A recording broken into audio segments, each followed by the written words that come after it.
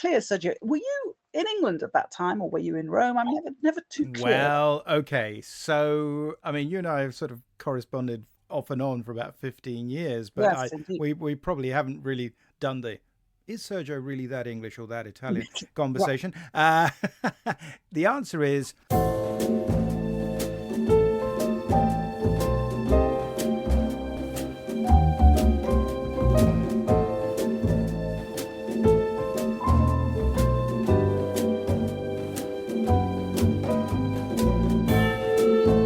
I'm your host, Sergio Angelini, and welcome to Tipping My Fedora, where we discuss movies, books, TV, radio, and much more besides, all from the darker side of the street. My very special guest today is Moira Redmond, who worked for years as a journalist in politics and features and did lots of serious stuff, and was also an early adopter of the internet and websites. To quote her, "Now I have the life of Riley. I write about culture and do book reviews for the I newspaper, and I blog about clothes and books. And as a result of that, I get asked to do a lot of really fun things, like being on your podcast." Well, that's very kind of you, Moira, she also says. "And I also give talks on various aspects of crime fiction, conferences, literary societies and festivals. I also once contributed to a non-fiction book, Murder in the Closet, looking at gay themes in Golden Age fiction. The book was Edgar nominated, and I went to New York for the ceremony, one of the great nights of my life, and one I will never get tired of dragging into the conversation at every opportunity. But today, we're here to talk about our love for the author Ross Macdonald, and yeah, there's going to be a few spoilers, or we are mostly going to try and avoid them. But now, let's get over to Southern California, or anyway, fictional Southern California, and see what Moira and I have to say about it. Moira, thank you so much for agreeing to appear on Tipping My Fedora. It's brilliant to have you here. I am absolutely delighted to be here. I couldn't be happier. Well, let me ask you an icebreaker question. So, okay, we're kind of all about noir here. Not entirely. We talk about all kinds of mystery and detective fiction as well. But for the sake of argument, and because it's hard to do, I would love to get your opinion in terms of how would you define film noir? Well, now, I actually went back. Obviously, I listened to your podcast, but I went back and listened to other people's answers so that I could see. And luckily for me, even these people who are phenomenal experts and have written books, they were all a bit all over the place, which is exactly how it should be. So I'm just going to go into what I wrote down, thinking it's not as good as theirs, but this is what I'd say. A noir film is a film that feels like it's black and white, even if it isn't, which obviously only really applies to the more modern ones. It's a genre that throws out the usual moral framework, but still has its own. And I'm kind of wondering if perhaps that's the difference with the real horror genre, that throws out a moral framework, but doesn't introduce something new. But I think noir would claim that it does introduce its own moral framework, which might not be one that you agree with, but it's there. And I think of things like Maltese Falcon, where he says, my code is I've got to stick with my partner, which actually makes no sense within the context of that film, but there you go, that's fine. You'd use the words moody, bleak and cynical about it. I was wondering if it was like, that famous definition of porn. You can't describe it, but you can recognize it when you see it, which I'm sure is true, really. A lot of them have a dreamlike quality to them, although the dream is not a pretty one. But I think whatever characteristics you find, there will be counterexamples. I think that's excellent. And I think the dreamlike quality in particular, I think makes a lot of sense. So, using that template, what do you think was maybe the first film you saw that said to you, this is film noir?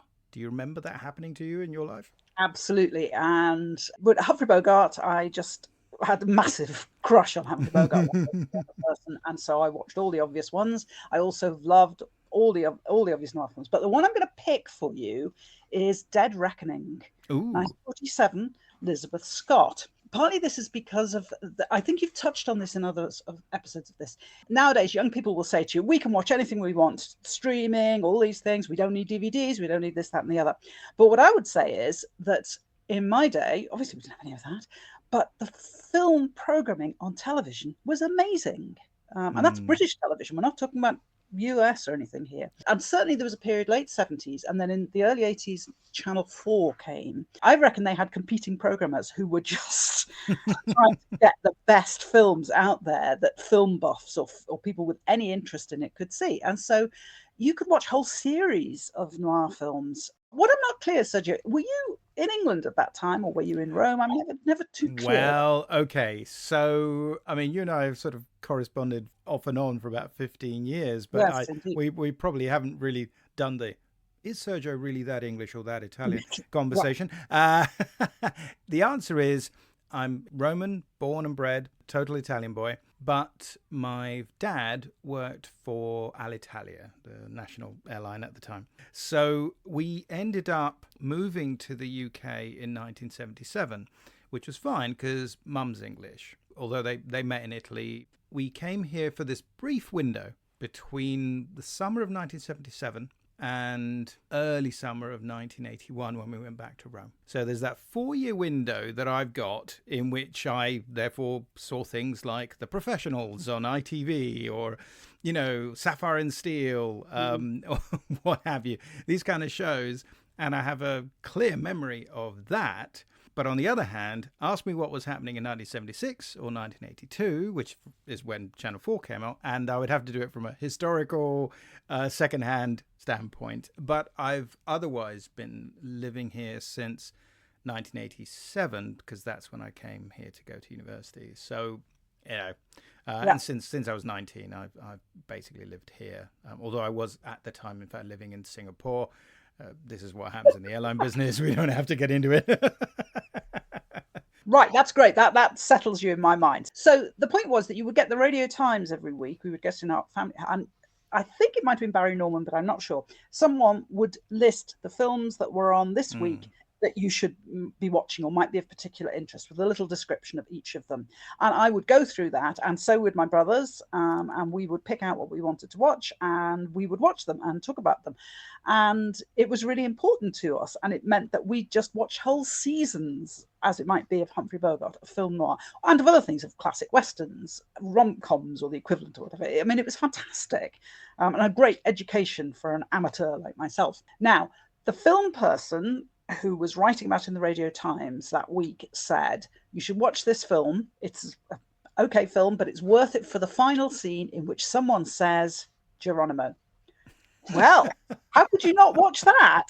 What's that about?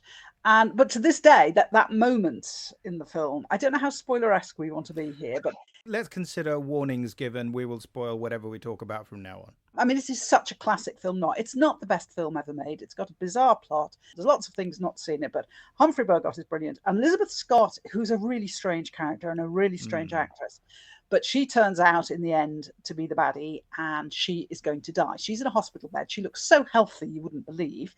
And Humphrey Bogart comes to see her. She's got bandages around her head like the Invisible Man, but apart from that, she just looks, she's incredibly beautiful, loads of makeup, but she knows she's going to die, and she says, I'm scared. And Humphrey Bogart comes along, and he was a paratrooper in the war, and he says, you're okay, you're going to join all these other people, you've got to make that leap.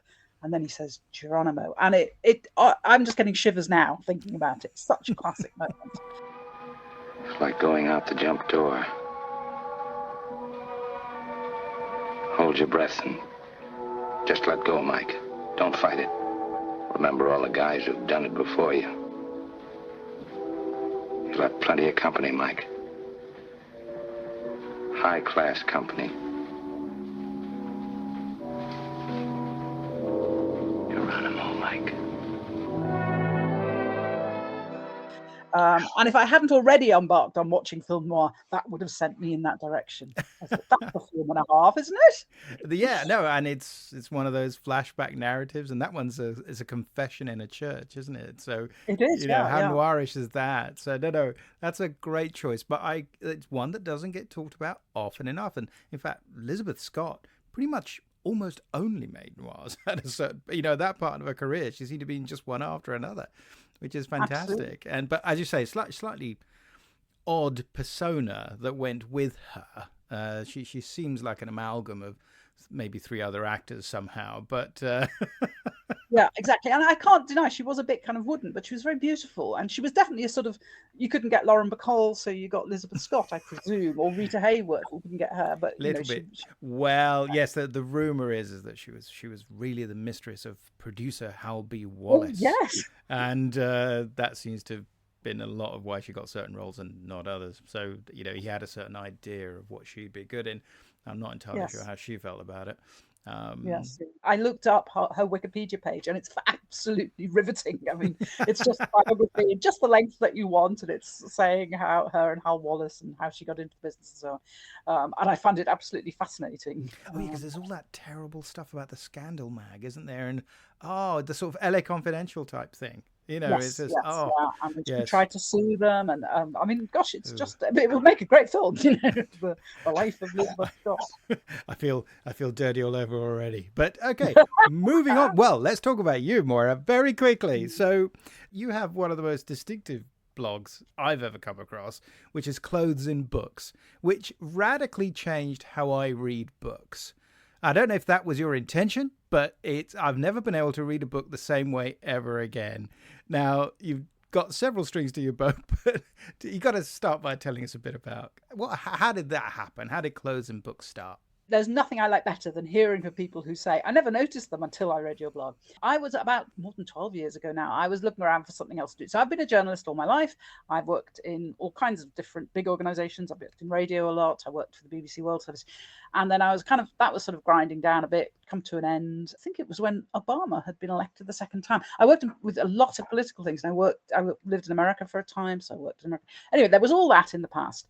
And then I thought, what I really want to do, what I'd like to do is write about books. I can remember it coming to me. I thought, the clothes in books, that's what I like. I love reading about the clothes in books and picturing them. And I can't be the only person who would like to see some version of what someone's wearing in the book. And I thought, surely someone else has done this already. And I can remember rushing to my computer and sort of checking it out, finding to my astonishment that nobody was doing it as directly as I was. So I got the blog name and went for it. And obviously, I do a lot of other stuff as well. I think My Blog, My Rules. But the basic start of the blog was that I would find a passage in a book where somebody's clothes were described. I would have that excerpt. I would try to find a picture that resembled what was there. And then I'd write about the book and about the clothes, sometimes actually explaining if a strange fabric was mentioned or something, or a style or a bit of women's. A lot of them are women's, they're not only. And I did not think that I'd be still doing it. I'm still finding clothes in books, but I never run out. And it's tremendous. It's tremendous fun. I really enjoy doing it. No, I think it's brilliant. I think I remember writing that as a comment on your blog. Although I wish you didn't use Blogger. I wish you were on WordPress like my blog, because at least they would talk to each other properly. I find it easy to comment when you put something on Facebook than actually on the... It's so irritating. There's annoying companies that will not play ball with each other. I made one decision when I was starting out, and now I just think, I can't move. But I mean, Blogger is awful. I mean, you get what you pay for, but you do with WordPress. It's free too, so I don't know why. Although, it's one of these oddities where now that I use the blog a lot less, primarily for letting people know about new episodes of the podcast, now that I look at it slightly from the outside, it's quite interesting, because of course when you're in it and you're accessing it as someone who's got an account, it looks one way to you. But when, particularly in WordPress, there are all these kind of adverts and things and weird images that creep in, and I was thinking, oh God, everybody was looking at that while they were reading my posts, and all of a sudden I feel like it was just 10% less good than I thought it was, just automatically, So there you go. You really got to work hard on getting the reader experience. I remember at the time and right then and just thinking, oh, this is so cool. And I can't remember what it was. It was something very early on, and it was something not obvious, because one of the things you were mentioning before we sat down and thought we'll definitely do this was we were talking about this Venn diagram idea of where we overlap, because we're going to be talking about a favorite author of ours, and yet it's something of a surprise. So the author is Ross Macdonald, who in private life was known as Kenneth Miller, and who was married to Margaret Millar, who is a sensational author as well. And we're going to focus on him, hopefully talk a little bit about her as well, if we can squeeze her in a bit, because otherwise it'll just be a different podcast all about her. because she's certainly worth it. But he's one of those authors who he works in the hardboiled tradition. And I remember during lockdown, you published an awful lot of posts about Patricia Wentworth. Now, of all the authors that you and I probably do not overlap on, Patricia Wentworth must be pretty high up on the list. However, from a clothes standpoint, obviously she's fantastic. But, you know, I can easily read an Agatha Christie. I would much rather read a Marjorie Allingham. But when it comes to Wentworth, I either read the wrong books at an impressionable age or something. I don't seem to be able to connect. Moira, what am I missing, Moira? Explain it to me. I can't really. I must say, I read it in lockdown. I found Patricia Wentworth the ideal comfort reads because there's no surprises and there's lots of clothes. Silly old Miss Silver being annoying, and I now do it. I do it semi-seriously. I have this thing called the Miss Silver checklist, where for each book that I cover, I count how many times she coughs. Everybody in her books has mad names, weird names, and so I list strange names, or they have ladylike occupations, and I list those. And I don't take it very seriously, but I do enjoy them. And it's a hard row, believe me, trying to persuade people that Patricia Wentworth is worth reading, because people don't take to her. I tell you what, though, in lockdown, you're in good company, though. A lot of Wentworth fans out there. Right. Yeah. Oh, yes. And when I write about her, there will be people piling in to talk about her and saying, "Have you done this one? And why haven't you?" And actually, I've got one more to go that I haven't blogged on yet, and I just don't like not knowing that I've reached the end. So I'm putting off. Literally, you've done them all. You will have done them all. Miss Silver books. Now she wrote endlessly. She was just extraordinary. But there are, I don't know, I can see a list from over there. I don't know, 30 Miss Silver books, and right. I'm on the 29th one, and it'll break my heart when I have to stop doing them because I find it so fun. I like to discuss her knitting, and I'm very proud of the fact that my blog legit has a blog post that's called Miss Silver's Knickers. I'm not commenting, Moira. No. Well, let's not go there. But I think there's this lovely vision that you and I have our own interests, and then we just get closer and closer. And there's the Venn diagram, and in the middle there's a big circle, which has John Dixon Carr, obviously. Yes. Oh, he's still my favourite. What a great writer. What a great writer, and the likes of Ross Macdonald, and then a bit more on my side, Marjorie Allingham, another one that we both love. We've got quite a lot in common, actually. Yes. It's just, I think that when you go out to the outer fringes, we've probably got very different views. In fact, we were having an interesting back and forth on Frederick Brown, for instance, who I think is someone we both like. Yeah, absolutely love Frederick Brown. But it was interesting because I'm just going to do a reread of Screaming Mimi, partly because I think you thought a couple of elements of it didn't stand up. And it was one of the slightly frustrating things, a bit like what we were saying earlier, where I thought, I just don't remember that. And I'm either annoyed about the fact that it's something that I should have picked up on and really it should have made more of an impression. And what does it say about me that I just let it fly by or ignored it because it was, or it's that thing where, we may disagree. I may read it and say, no, this is Frederick Brown talking like other people talked at the time because that's the way they talk, and he doesn't endorse killing people either and talks about that too, but quite possibly not. So I'm looking forward to that reread. But yeah, Ross Macdonald, I think, let's talk about the great Ross Macdonald. So he was a Canadian author who was initially brought up in California and then sort of went back to Canada. We find out quite a lot about him, but not from him, from secondary sources, because his own life sort of imbues a lot of his work. And I suspect that's part of the reason why I think he stands out. He's an author who seems to be, I think, correctly seen as the linear descendant from Hammett to Chandler. And then you have Ross Macdonald, and then there's kind of everybody else. And I think it'll be good in a minute to talk about who the other people who follow on are. But he's someone who absorbed the form and then kind of changed it and used sort of his own personal history to do it, which I think is extraordinary. But that background is something that emerged very late, and I think it's one of those interesting aspects with an author where they perhaps confront something about their personal history, their personal background, and it ends up imbuing their work in a very strong way. I'm struggling a little bit, but I'm trying to think of another author in and outside of this particular genre, the detective fiction genre, where that's so noticeably the case. I don't know. Later, but James Elroy, I mean, he had this terrible thing that his mother was a murder victim, wasn't she? And that's what he would say. That's kind of useful experience you don't want to have, really, but it's there. But I can't really think of anybody else where I would feel that. And I was trying to think also of authors who have stylistically sort of kind of changed. You know, there's a very specific point, and we'll talk about that in a minute. But there's a particular book, and it says, right, from now on, his books are very different from the ones that came before, but not radically different formally, but they are in terms of content and style and tone and approach. And I mean, I'm always fascinated by authors like Marjorie Allingham, who mixed it up a lot. I don't know if you buy this, but my feeling is that I always say to people, look, basically there are two main approaches in her work. They're either whodunits, which actually there's fewer of those than you might think, and treasure hunt stories, stroke thrillers, but kind of treasure hunt stories. And there's more of those than you might think.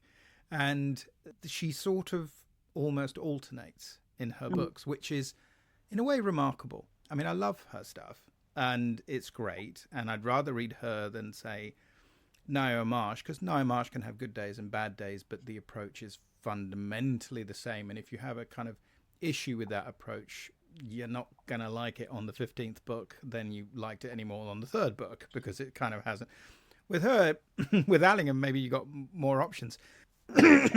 Sorry, real throat in my throat. Get it out. Apologies. Sorry. Let me just, As I always like to say, if you were a 19th century heroine, you'd be dead by the end of the book. But I think you'll be okay.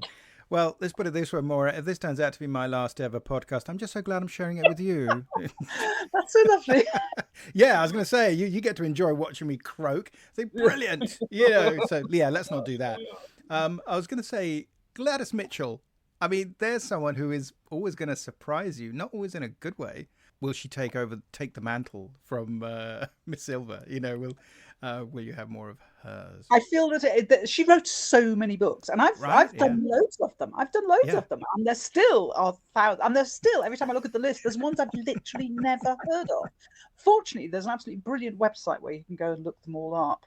But I gave a talk about, or I did a panel with someone else at Bodies in the Library Detective Fiction Conference. And it was great fun to do, but I thought I would never, ever normally do that without having tried to read at least most of their works. But you just thought with her, no, that's fine. Whatever I've read, that's fine. I'll just talk about them. That'll fill up the time. In fairness, I'm not sure how accessible some of those books actually are. Some of them aren't. I've been all over the place, but I'm trying to kind of catch up with them in order at the moment. And there's one that I just cannot get. I cannot find it. I cannot get it anywhere. Can't get it online. Can't get it, can't buy it.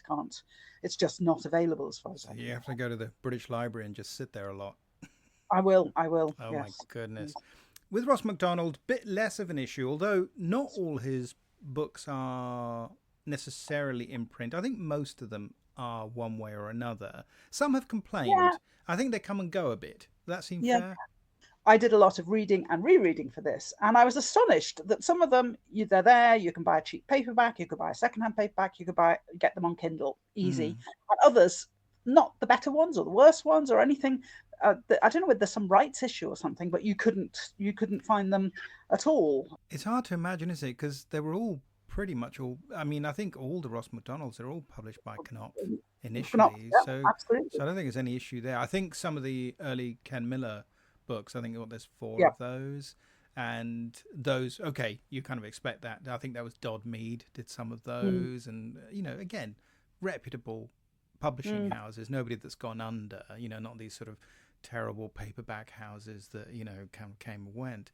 So it does seem strange. I remember when I first got into his, because I suppose one of the reasons why I think we overlap on Ross Macdonald is partly because he writes, apart from anything else, genuine whodunit. And usually, especially in his best work, but you know what? Even in his weakest work, which is never that bad, because all his work, I think, is decent. I think you always have a surprise villain at the end. I think one way or another, it's either a trick of identity or other sorts of things, but it's always there. And that's one of the delights of those books. They're not what's good about them, but they are very good. They're very carefully plotted, which too often, I think, with hard-boiled literature, people tend to behave as if that isn't true, or this idea that, as Chandler said it himself, of course, that, you run out of ideas, you just have somebody come in through the door holding a gun or something. And he might have come close to that in some of his short stories, Chandler, I mean, but he never really did that in any of his novels, I don't think. He was being a bit sarky. There are definitely hard-boiled authors who totally did that their entire careers, and whether they're good or not, let's debate that another time. But with Ross Macdonald, you have all the advantages of solid plotting, I think, and then you've got all the other stuff. So I'm not sure, but I remember books like The Chill having a big impact on me as well. I was wondering, what was the one that did it for you? What was your first?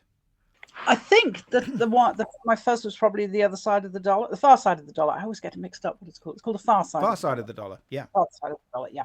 And I will say I was always a huge Chandler fan. I loved the Chandler book. Dashiell Hammett, Raymond Chandler, absolutely loved them. And I think somebody obviously said, or I read, oh, well, if you like those, go on to Ross Macdonald.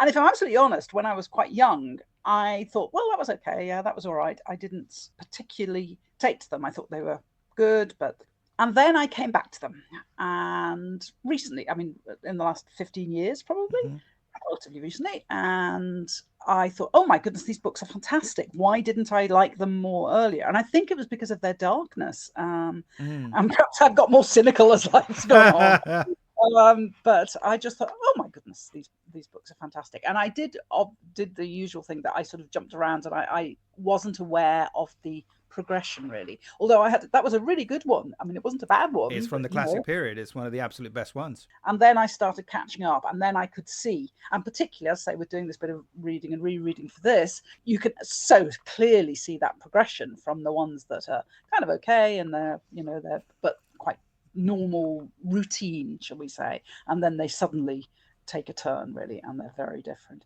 The other thing is, I was a huge fan of Sue Grafton and the Kinsey Millhone books. I was going to ask you about that. Right. Absolutely. Was reading them all from not long after the first one was produced, right through. And she seems to me to be the follow-on that you've got.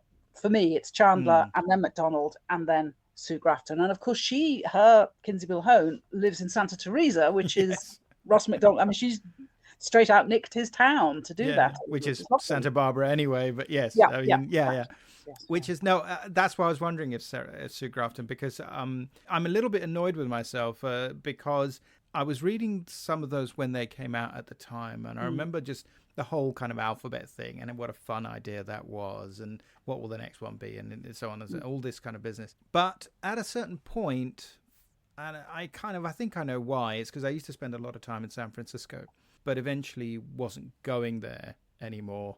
And I used to pick them up there, I think. And I started doing different things and, probably ended university life and started getting to working life. And I'm someone who, for my sins, basically has always worked a 9 to 5. Basically, I'm one of those people. I was a desk jockey. Enjoyed it greatly, but that was kind of what I was doing. And so my reading habits slightly changed. And I think she was a bit of a casualty of that. And also because we kept moving countries as well, it didn't help. I was going out with a terrific lady. She's still terrific, who was studying at Berkeley at the time. And I was living in Singapore, but studying in London. My dad worked for an airline that gave their staff discounted tickets. So I was able to fly much more than I think someone on my income normally would have been able to do, standby, of course. So you occasionally would have, I'm not flying today after all.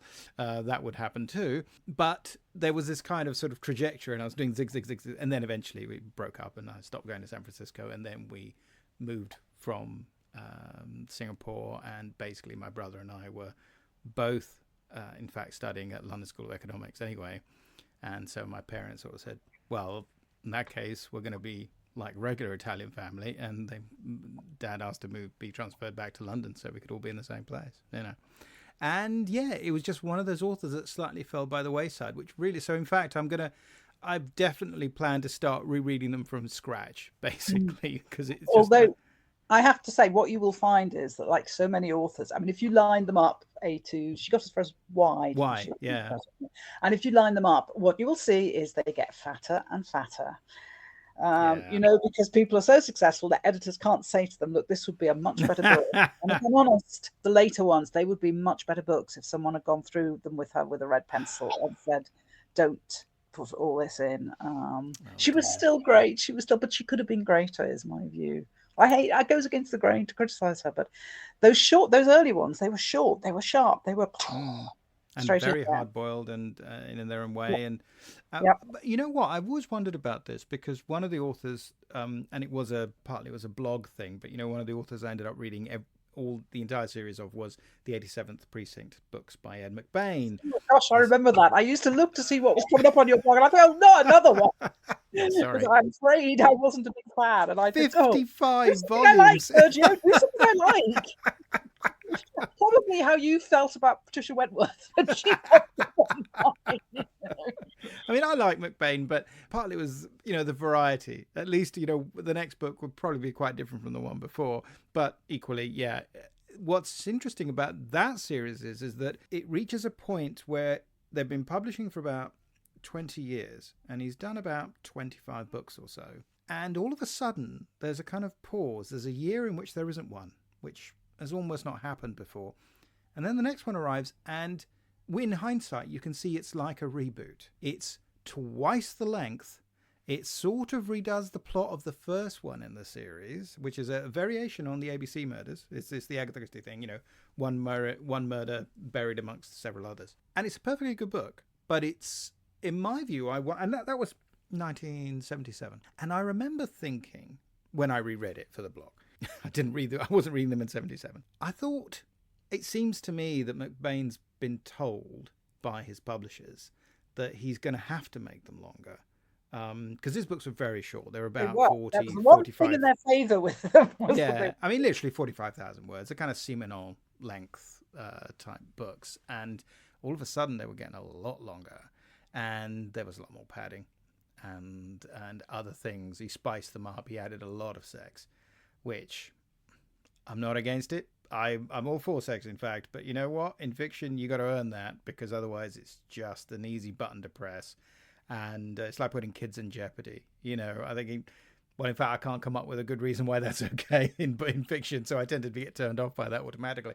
But in this case, I suddenly thought, I think it's like market forces. It's like books are costing more. You can't just get them for a quarter anymore. And you have to get bigger bangs for your bucks, as it were. And so, and they, you know, they were coming out in hardback and so on and so forth anyway. But I think that, and I don't know if that's true. And I mean, that was my theory, because it felt like it was the era of the blockbuster. It was the Arthur Haley thing. And so and with Sue Grafton, which is obviously ever so slightly later, but it's sort of that moment where at a certain stage, certain things are happening. But also, do you not feel that a lot of books feel inflated? In the sense that you actually look at them and open them up and you realize that the leading is gigantic now, and the point size is huge, and every, you know, you one line over on the next page, and then you have to turn it over and there's a blank page, and then there's a one saying chapter 5, and then there's another blank page. And it's like somehow, because it's going to cost you $6 or $7.99 to just buy a paperback, at least it's 495 pages long. So if you took out all the rubbish, it's probably 385. Yeah. But on the other hand, it's a bit like it's the Agatha Christie thing, isn't it? I think a lot of her later books, which were dictated, and I think she wouldn't allow anyone to edit them, right? I think Mike Ripley has said that to me several times. I think he actually knows the person who was her editor at the time. And I think there was a sort of element of despair. Well, also because the last few books, for various reasons, which will perhaps tie into what we have to say about Ross Macdonald, I think there were issues beyond her control. It's just due to health. But okay, getting back to Ross Macdonald. So although in Ross Macdonald we expect to have unusual journeys left and right, but no reason why we have to do that. So, okay, so his main detective is called Lew Archer. In the movies, he's called Harper. We'll get to that later. But he's Lew Archer. And I think he is named for the partner to Sam Spade, isn't he? He's Miles Archer in the Maltese Falcon. So I think that's where that comes from. Apparently, the Lew came from Lew Wallace, the author of Ben-Hur, amongst other things. Yeah, so apparently. So believe that at your peril. It's what they say in one of the Macdonald biographies I've got. And he appears, although one must watch this, because some of the early short stories were republished with Lew Archer added into them. So it makes it look like he first appeared in short stories. He did not. Right. Even Wikipedia gets that wrong. Basically, there's a short story called, I think, Find a Woman, which in Wikipedia it sort of says, that's the first Lew Archer story, and it came out in 1946. And it says, well, no, when it came out in 1946, the detective was called Rogers. So there you go. So Lew Archer only appeared first in that novel, which is The Moving Target in 1949. And I think it's a decent book. It's the one that later got filmed, but it gives you no real indication of where the series is going to go, right? Absolutely not. I mean, it's good, but it's much more of a standard private eye kind of book, I think. It's very good as that. I think it's too complicated, too brutal. He just became gentler as the years and the books rolled by, even though the plots and the secrets, which are always behind the plots, became darker and darker. This is a kind of easy jibe, but you wouldn't trust the Archer of the early books with your daughter. But later, Tell me more, Moira. You would want Archer's the man you'd want looking after your daughter, but that is that big difference. I mean, I do come to these things with my kind of radical feminist hat on, that he's quite kind of normal for a male character of the time in the way he reacts with women and talks about women and thinks it's acceptable to be judgmental of their sexual attractiveness to him.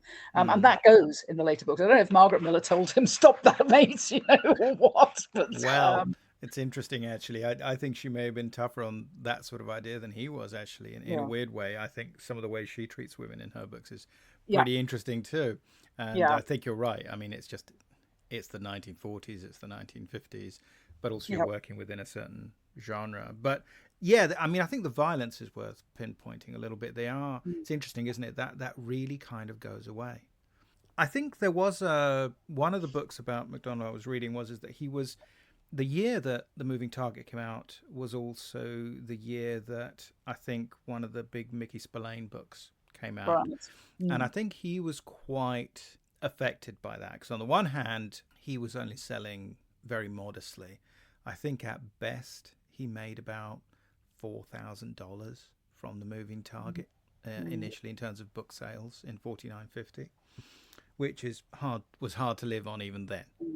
I think their combined income was a little bit more than double that, but he and Margaret Millar, but that was not a lot even in 1949. But Mickey Spillane, that went through the roof, and they were gigantic sales in paperback, and he was becoming a millionaire. But he was, I think, affected by the way violence was used in these kind of revenge fantasies of Spillane's that were so popular, and in a way, kind of pushed him further away from that. I mean, I flagged it with you a little bit earlier. I was wondering what you thought, because, I mean, for instance, the second book, The Drowning Pool, is sort of intriguing just because it feels like it's getting just a teensy-weensy bit closer, because it's got the young person and a sort of who is the father. Now, it's not... I'm trying not to say how's your father.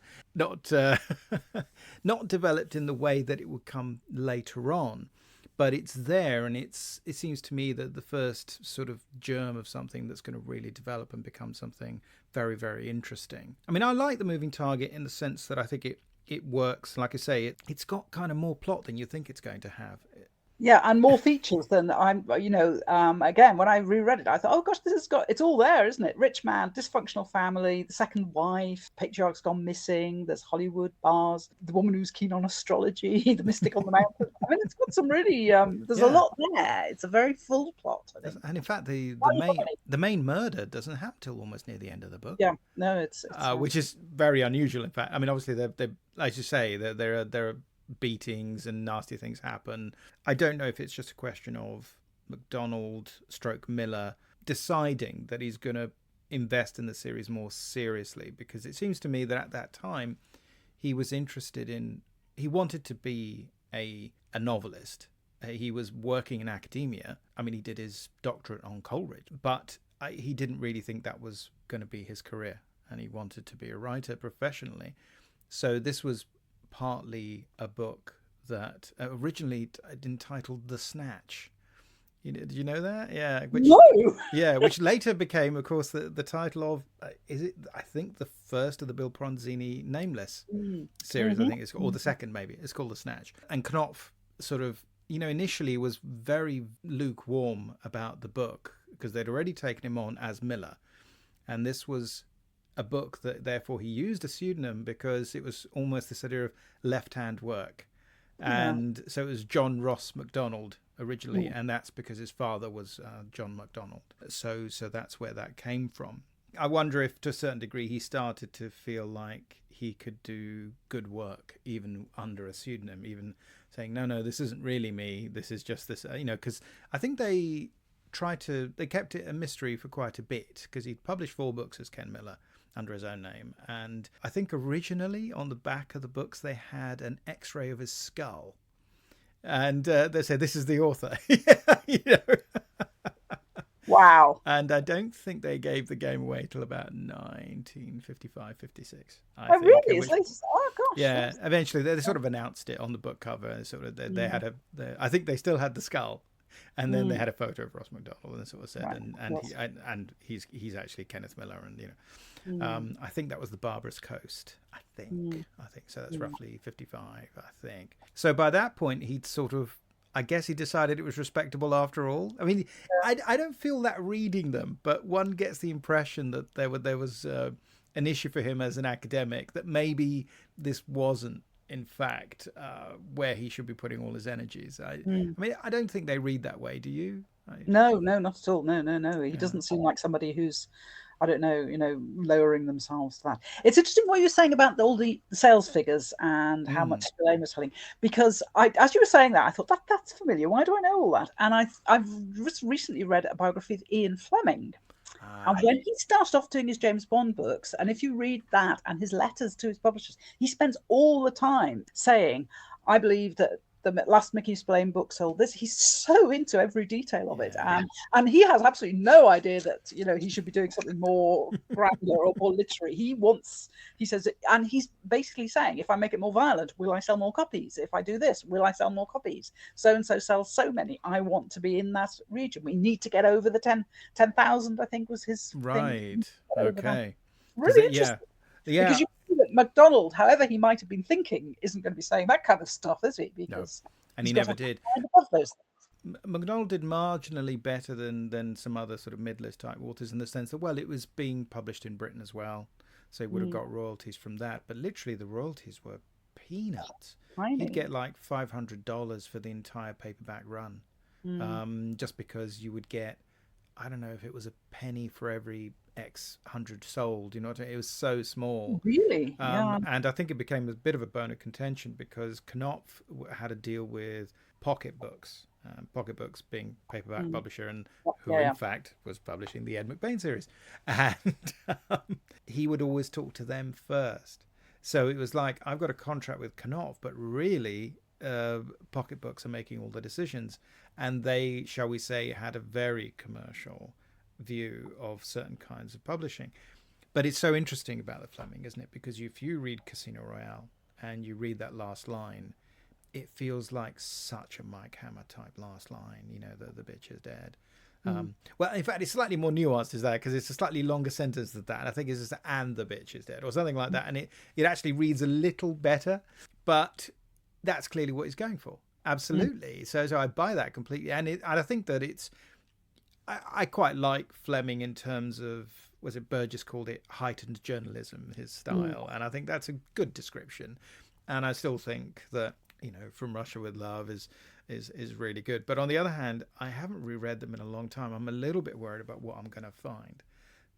Do you know what? I read that. Gosh, it's probably, I think it was about last year, but maybe 5 years ago. I read them all over a period of a year and blogged on them all. So if you do reread, go and look at my thing. And there was lots to surprise me there in that he came over very well. Obviously, they're of their time, and there are going to be things that you don't find quite acceptable. Yeah. And what I always say is, when it's an author we really don't like, we say, well, this is totally indefensible and so awful. And when it's an author we like, it's very much of its time, and you have to, be a little bit patient with them.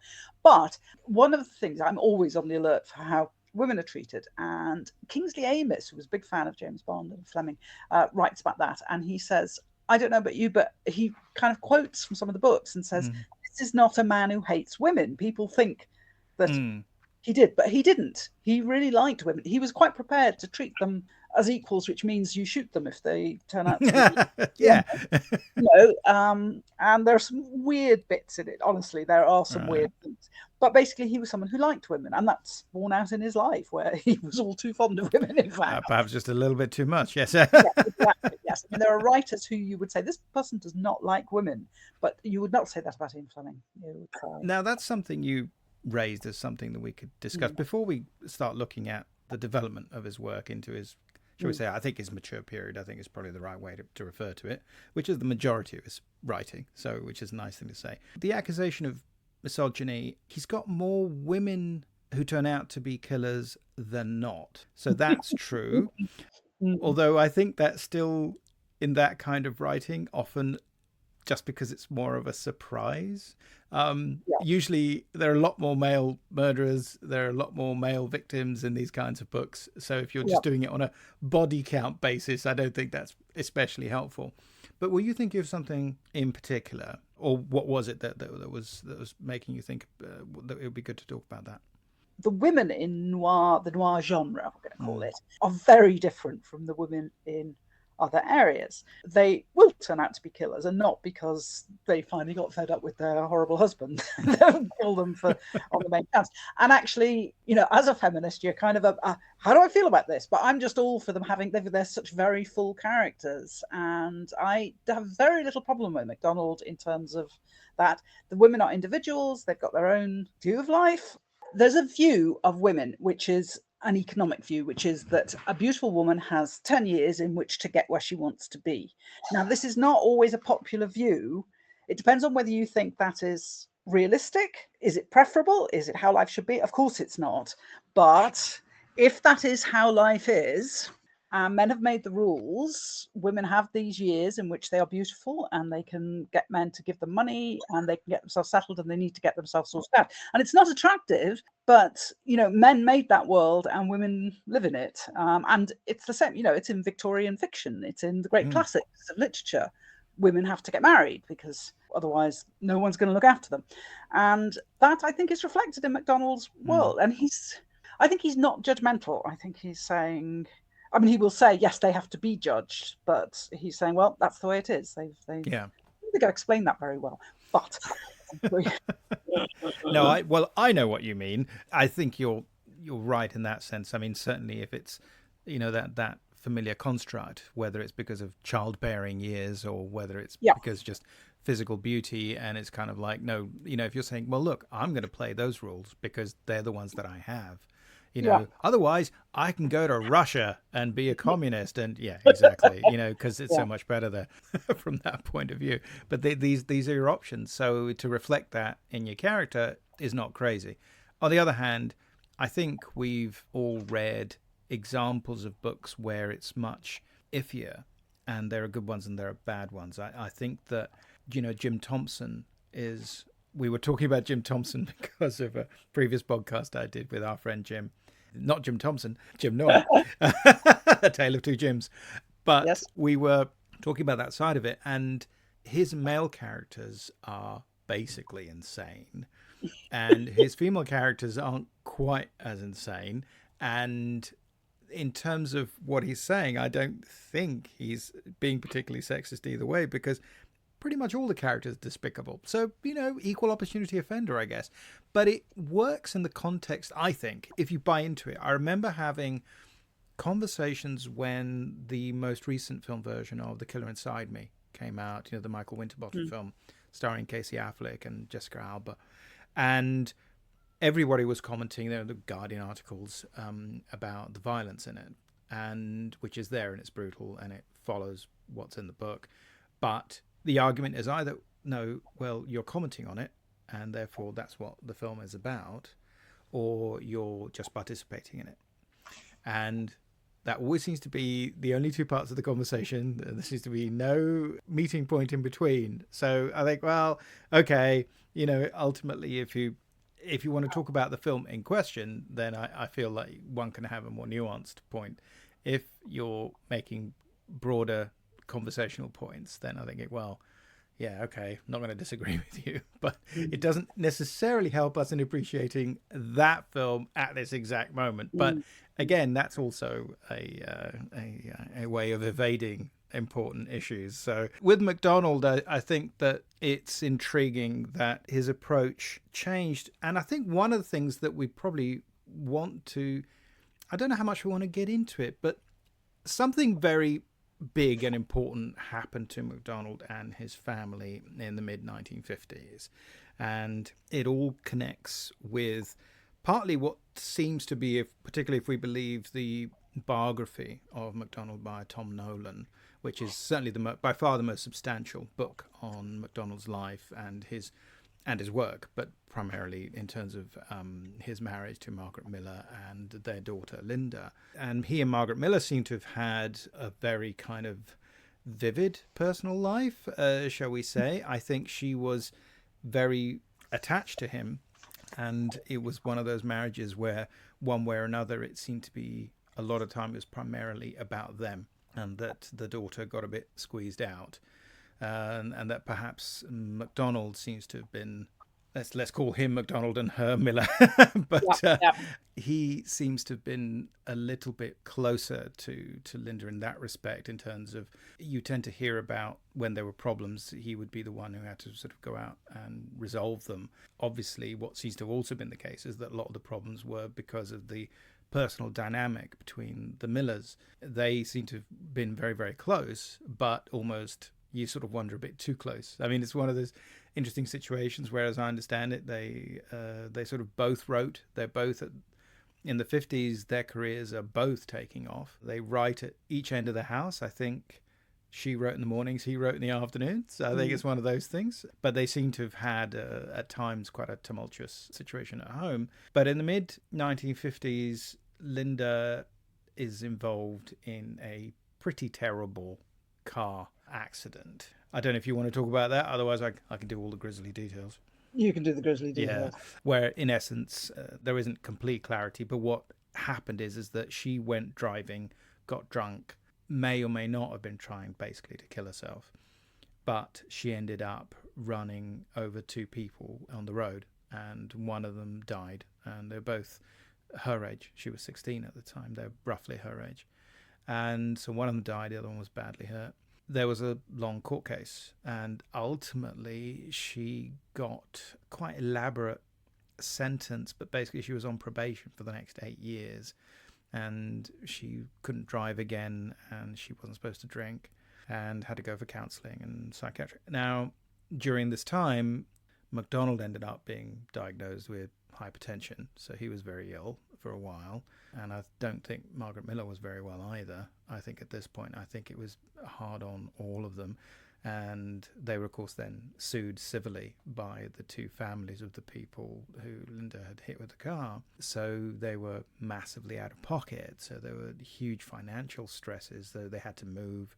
But apart from anything else, I think the fact that she only got probation was unpopular in the community, so they kind of had to move. So they moved, I think, to Northern California. And he goes into psychotherapy. Ross Macdonald starts seeing a psychiatrist and starts to re-examine the early years of his life, because his father had left him when he was very young, and he and his mother moved around in Canada from one family to another, and so it was a very kind of rootless existence where, you know, that kind of traditional domestic setup was certainly not available, and you were just sort of felt like constantly at the mercy of friends and family. And not unsurprisingly, I think psychological problems can emerge, and he'd sort of, I think, park them, but they said this situation with what happened with his daughter and all the stress of it made him re-examine, I think, his relationship with his daughter as well, and the amount of time that he was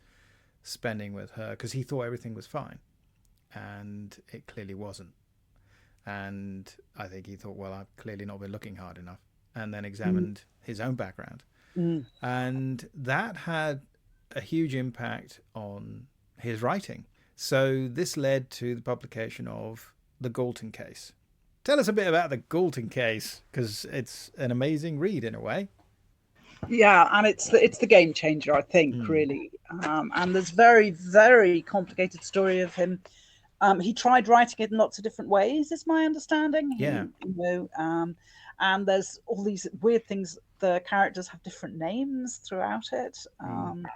The books were good and were getting better, and then suddenly there's this step change in the Galton Case, which is about the classic lost sons, lost inheritance impersonation. Is this person who he says he is? It's got an incredibly complex plot, and at the end of it, you're thinking, I'm not sure this is me. I'm not completely sure that I understand totally. And is this person who he says he is, or isn't he? And when you know a bit of the background about him trying to work out about his own father, you think, well, this is it. This is why he found the book so difficult to write, why it's so complex, and also why it's so good, because it's honest, it's true, and he's working out his own problems, I think. And also there's that certainly that sympathy with younger people, and that discussion to a certain degree of just the age gap, relationships between children and their parents. But of course then it becomes children who are looking to find out who their parents are or really are, and then half the time it turns out the children are who they think they are anyway. So it gets very, very convoluted. But I think that it is an amazing book. Yes, I mean, my understanding is I think that the first time he tried to write it, it was from the point of view of a young boy, so he was much younger. And then he realized, I think, about 13 pages in, that it was going to be hard to sustain a young person's point of view. And then he tried again, and that didn't quite work. So I think what we've got is sort of the third attempt, I think, the third approach, because it's a variation, isn't it, on the kind of the Oedipal myth, you know, also in Freudian terms, but also just in terms of the classic Greek story. And it's superbly done, I think, because there's just there's depth of feeling, but also there's that shift in how we present Archer, because he takes a step back. He becomes, well, I think the definition that Macdonald gave was he becomes almost more of a psychotherapist, doesn't he? He's there to talk to people, but also really to listen. And that's remarkable if you think about it, because although that's always a little bit inbuilt with private eye narratives, particularly if they're written in the first person, which is true in Chandler, is not true in Hammett. One of the reasons why our friend Jim Noy really hates The Maltese Falcon, obviously he's wrong about it, sorry Jim, but it's true. And he's never one for low-key neutral views, is he? You know, maybe it's got its good points. I hate this. Or no, he just hates it, yeah. But for that reason, because you can't get into Sam Spade's head. You never know what he's really thinking. Now, my feeling is, you know what? I don't really know what Hercule Poirot is really thinking, and I'm not supposed to, right? Because he will tell us what he was thinking. He says, well, I knew back then already, which is standard stuff. Henry Merivale always says that. He says, well, I knew that 5 minutes going in, my lad, you know. And but for some reason, when the narrative is so much about, shall we say, a realistic individual, and you are denied access to their inner thoughts, that makes life challenging. If it's deliberate, you got to think, well, there's a reason for that. But nonetheless, here we have a first-person narrator. All the Lew Archer books are narrated by him. And so therefore we only experience things as he does. this sense that the past is being revisited on the present, and that because of family relationships that are hidden, or because of imposture in particular, I think people pretending to be other people, which was always one of those things that works incredibly well in a book, but not necessarily in a film, for all the obvious reasons.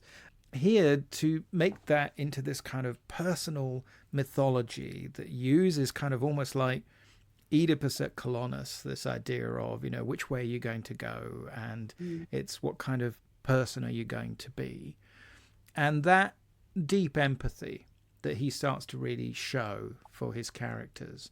And like you say, the fact that he's not really judging, and now he really is sort of pulling back to a large extent. He'll sometimes make comments and you sort of think, well, okay, that's what Archer thinks, I'm not sure that's what I think. But it's never a crazy thought. It's never comes out of nowhere. And the point is, he doesn't verbalize it. It's just what's going on in his head. And it doesn't affect what he does because he's very hands-off. It does mean we know, in an odd way, it feels like we know less and less about Archer in some respects the more you go forward, or it becomes less important. Whereas if you're doing a modern series, that's inconceivable, isn't it? Yeah. It would all be about their personal tragedy and all these awful things that have happened to them and how they're working through them. But here it's always about the clients and the people he picks up along the way. Because having discussed the plots and how clever a lot of them are and how carefully worked out, it has to be said there is usually a moment or two in each novel where something happens through happenstance, a contrivance of some kind, and Lew is able to make a sort of leap. Or in the last book, somebody just drops dead on his way from one place to another, and it turns out to be integral. And I still can't quite, but I definitely bumped against that. This is in The Blue Hammer, which I reread just a couple of weeks ago, just ahead of us having our conversation. And it's a terrific last book, and we'll get into it if we've got time. But there is this moment, literally, where he's going from one house to another location, and there's just this guy who's just about to die in front of him. And it turns out to be this person who's absolutely built into the whole story. And I'm thinking, okay, what would but it sort of doesn't matter, because it's kind of like, well, okay, if he'd heard about it 2 days later, would it have changed the story? Nope. So it's a way of telling the story because it's first person, and so he gets to experience it instead of what mostly happens in these books, where of course it's people telling you about things that happened to them a long time ago. Yes. And I was wondering what you think about this. I think some of the, talk about authors that we really like. I mean, for instance, some of the great murder in retrospect books that Christie wrote, say, I don't know, Five Little Pigs or something, where you get a very nice handling of the way people talk about the past, which may not always be accurate. And that can be willful or not. It's just time has passed and it's sort of realistic. And I like the way it's handled here, because obviously in these books you always have to worry that Lew isn't always being told the truth, and he will tell you if he doesn't entirely think so. How do you think he handles that? Because I think it's hard to do in fiction. Yes, it is. And when it's done well, it's one of my favorite types of book. But I think too many people think it's going to be easy to do this, let's just look at the past. And I think Macdonald does it really well. Interestingly, Robert Barnard, a crime writer, who wrote a lot about Agatha Christie, but he was obviously a big fan of Ross Macdonald, and I kind of remembered him talking about it, so I went and looked that up, and he makes comparisons between Christie and Macdonald, which I was very impressed with. But he does say they're plotted in a tight-knit, convoluted way. Every incident and every person, however casually, met on Lew Archer's despondent quest through the Golden State turns out to be integral to the solution of the problem he is engaged in at the moment. And he also asks, is California really so jam-packed with adolescents who have witnessed a murder in their infancy? Which is kind of a fair question. But he also makes a very interesting point, which is one of Agatha Christie's most, people would say, cozy mysteries is Sleeping Murder, the one she wrote in the war and kept. But if you look at the plot of Sleeping Murder, it absolutely sounds like a Macdonald story. I don't know how much you or your listeners will remember. But there's a young woman who goes to a house and she suddenly realizes that she lived in this house when she was young. And eventually we get to the point that she witnessed a murder. And there is also a very sort of dicey relationship, as far as I'll say about this, which led to the murder.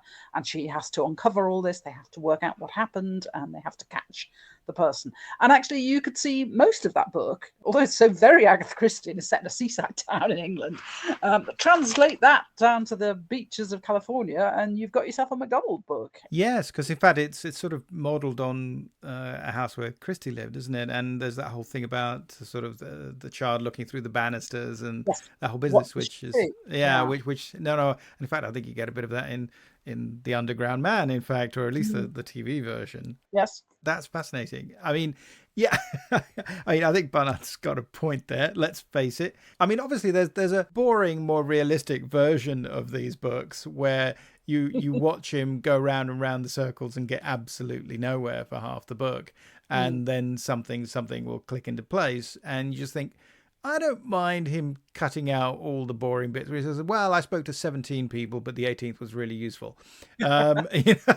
But yes, I mean, that is the downside, of course. And some bits of it are going to sound contrived. You mentioned in particular about mothers and daughters in some of these books. Yes. And I really wanted to hear what you had to say about that. You can't not remember about his own daughter and mother. And with the Galton Case, and I was saying, you feel almost as if he's worked through his problems, which is obviously, so we've got 3 generations here. We've got him and his father, and we've got them and their daughter. And you feel the Galton Case, he's worked through all this, through his haunted past. So he could then forget it. Oh no, he's not going to forget it. It's going to keep coming up in every book after that. There's a kind of way in which he's decided to just write through it. Yeah. We were talking about mothers and daughters, which is obviously a huge feature in that. And there is one in particular in Instant Enemy, one of the latest ones, where there's a young woman, classic Macdonald character, and she has something really terrible happen to her, like a year or so ago. And now she's gone missing a while later. And it becomes apparent that she used to write a diary, and her mother says she's only just read the diary. But as it comes out, this terrible, terrible thing happened to her. And she says, the young woman says to Archer, I wrote about it in my diary because I knew my mum, she would have said, I knew my mother read the diary, and that was my way of telling her. But she never did anything about it, and she never mentioned it to me, and she acted as if it hadn't happened. And I mean, it's absolutely heartbreaking. And it also has the feeling that it might be something that really happened in real life. And it's one of those horror moments in the book Instant Enemy when you always suspect going along something's happened to you, don't really know what it is, and then at the end she says, and it's just very sad and very well done, but also a bit worrying. Both Ross Macdonald and Margaret Millar, they used to go to trials all the time in Santa Barbara. In particular, they basically as research. And they spent a lot of time. They were well known at the courthouse, which I know sounds like a punchline to a joke. Yeah, it does. Yeah. I mean, and it came in handy with some of the things that came up with Linda later on, because of course the problems with their daughter continued. But they were well known to the authorities. But they used to sit in on crimes and court cases a lot, and they just did that as part of their research. And some of that was, in terms of just what people say and how they say it. I don't think it was necessarily for plot lines, but I think for characters and those inter-family dynamics and how those manifest themselves and what can happen in these bad situations when you're always in that situation, you're always seeing people at their absolute worst, let's face it, at their saddest. So absolutely, I mean, I'm now trying to think which book that is. It might be Zebra-Striped Hearse maybe, or Wycherly Woman, or with the diary. No, either the ones I'm just looking at my list. Black Money. Oh, Black Money, which is pretty much my favorite. Black Money's fantastic. Yeah, I love that book. I read it because you'd said it was. Oh, right. It's great, right? Yeah. Yeah. I haven't reread that one in a while, but so it's one of the things, it's there in my memory, and it lives as just this almost sort of perfect Macdonald Lew Archer book, Right. and I just love it because for me it's either Black Money or The Chill. Right. I mean, The Chill is a fantastic book. It's such a fantastic book. And it's Yeah, brilliant. yeah. And that final reveal, which just blows your head off, Absolutely. Yeah. Whoa, yeah. Yeah, talk about eatable. Yeah. So, but we're not going to give anything away. No. Which is brilliant. Now, there's one thing you mentioned, and I'm going to bring it up now. So tell me about the Meatloaf song, Lost Boys and Golden Girls. I know nothing. You're not a Meatloaf fan? Oh, you're missing I know out. who he is. I've seen him as an actor. Right. So Meatloaf, the singer, Jim Steinman wrote the songs, and the big thing it was Bat Out of Hell, which most people, it was part of their youth, certainly here. Much more successful in the United Kingdom than in the United States, I think, even though they're American. Right. Jim Steinman also wrote, there's a Bonnie Tyler, an iconic Bonnie Tyler song called Total Eclipse of the Heart. Sure. Yeah. Right, with an incredible video. And so that's him. They were operatic. They were huge. You needed a big voice to do that. Huge, dramatic, operatic songs, which I always loved. And they always seem to be set in California, the dark side of the high school movies. And it's totally, to me, it's Archer Macdonald world. And so there's this one song, which isn't his most famous one, but it's the title. The title is Lost Boys and Golden Girls, which, I mean, that could be a series title for the Archer books, couldn't it? And I'll just read out a few, less than 30 seconds of lyrics. Down on the corner, all around the world, it doesn't matter where they're going or wherever they've been. They've got one thing in common. They'll never let a night like tonight go to waste. We got to be fast. We were born out of time and alone. And we'll never be as young as we are right now. We're running away and running for home, running away, running for home. And again, that could be a series title, Running Away, Running for Home, because that's what the young people are doing. Because we've mentioned daughters, but it's happening. There are always young men involved, whether it's the sons or the unsuitable young men that the girls have gone off with. Who hopefully they're not related to. Indeed. And so this particular song, I just think that Lost Boys and Golden Girls, that's what they are. Oh, that's just brilliant. No, I'm okay. I will be We'll tell everybody to go away and listen to it. I will, and there will be a link to the video on the show notes page. So okay. So at this point, I got to ask you tell me a little bit about the Ross Macdonald clothes line. So how does he fare when it comes to descriptions of wear? Really good. He is you would say that he's a man, with he's not got a woman's eye for these things. Not a huge amount of detail, but he tells you what they're wearing and you think, yeah, I do, and I would know, that is what that woman would have on. So he's very good on the mother's clothes, those dissatisfied rich 40-something ladies who turn up, they're drinking too much and they're worrying about their daughters and I can't get over this, reading the diary and doing nothing about it. I can't get anyway. And so I picked out a couple of quick descriptions so that you can get an eye for the kind of thing. So in the Ivory Grin, there's a sort of slightly mad character who I think cried out to be played by either Shirley MacLaine or Shelley Winters, who wears wild things. So she wears a blue slack suit, which means a trouser suit rather than a loose suit. Blue trouser suit over a blue turtleneck sweater and a blue mink stole.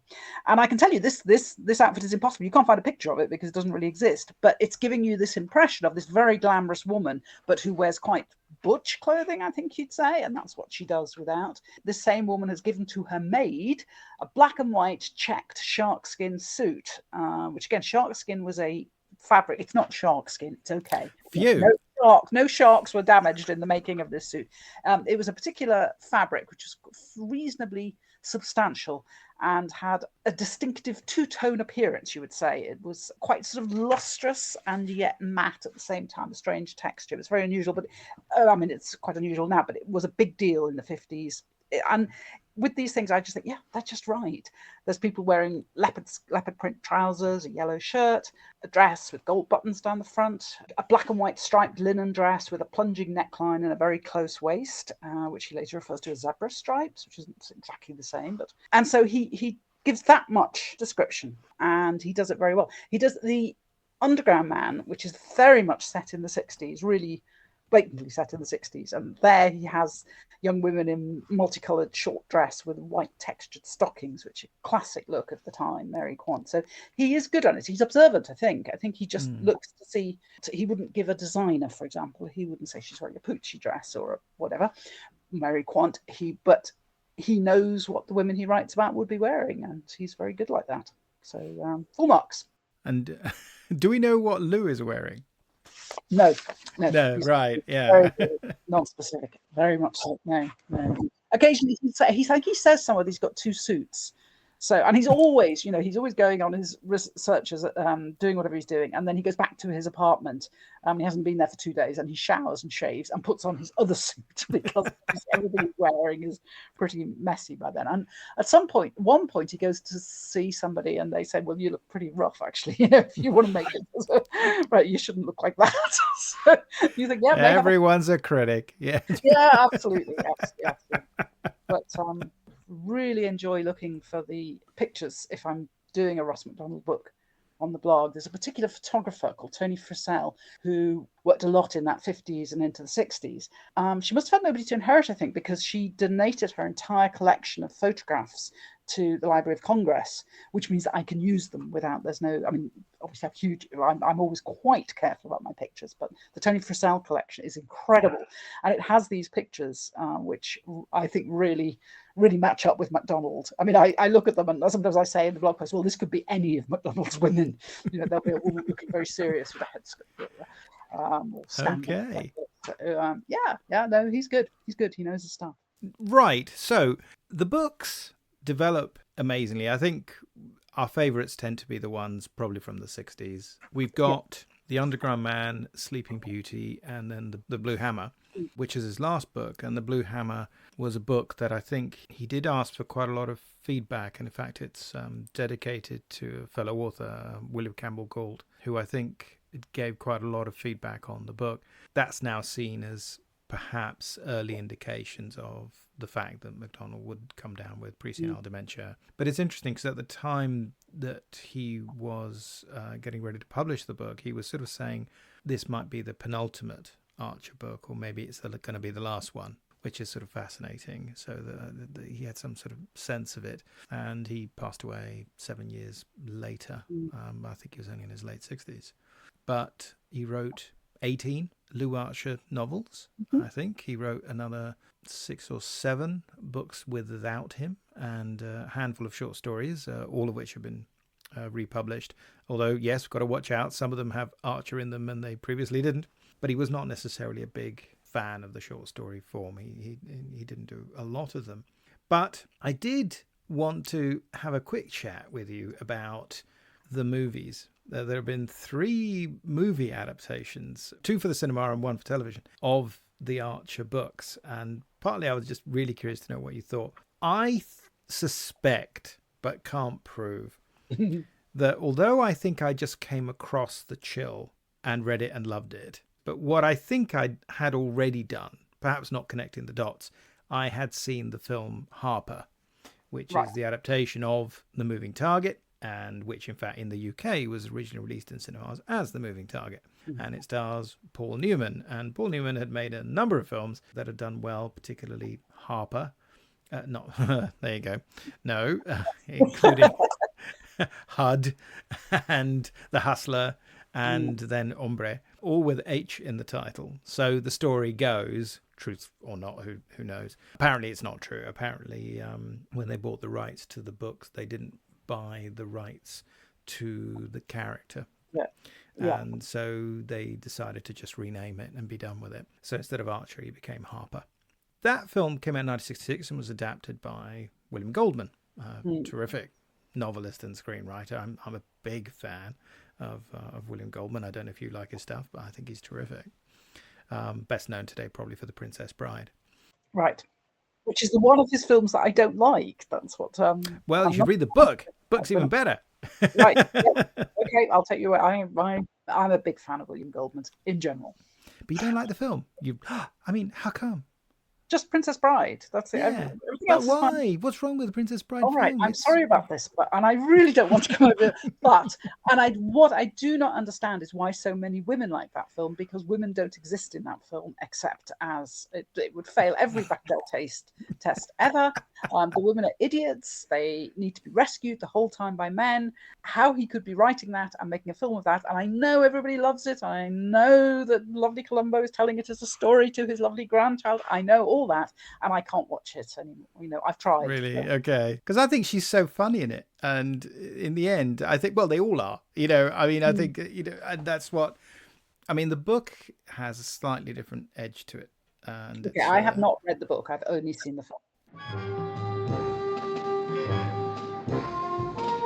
Yeah, it's Paul Newman. He's Harper. Harper is, well, that's a little tougher. Here are some girls who think they've got him pinned down. Playing cat and mouse with a man like Harper is a dangerous game. Mouse always gets caught. But I like dangerous games. Your husband keeps lousy company, Mrs. Sampson. As bad as there is in L.A., and that's as bad as there is. Don't tangle with Lew Harper. Go drink some poison, you got a better chance.